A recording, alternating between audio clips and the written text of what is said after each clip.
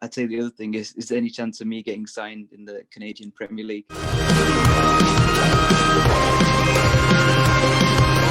So I was quite impressed, obviously, with your time in the game itself. I mean, loads of people would love to have like a career in football. I'd say one thing is that the Eddie Howe sort of story reminds me a lot of sort of like my team's manager, Dean Smith.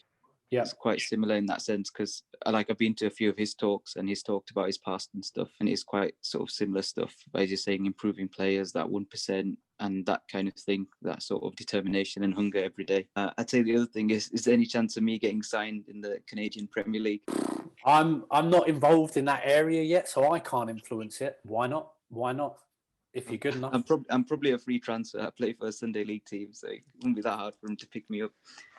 Nah, I'm joking. But cost effectiveness is a huge part of positive recruitment, so you never know. Flight there as well.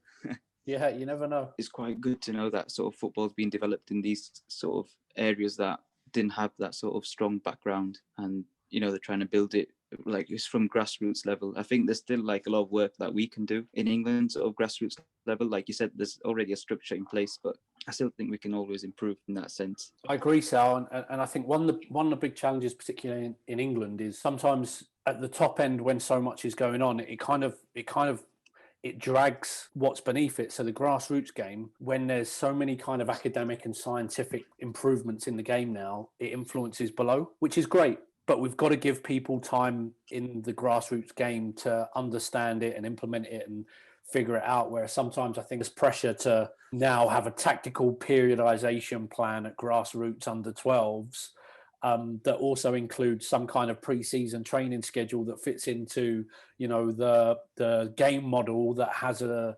psychological phase again, and before you're like whoa, let's slow all that down. Brilliant when the top clubs can do that because they've got all the staff to do it, but when it's two coaches volunteering their time with an under 12s girls team, I think it can really be a challenge.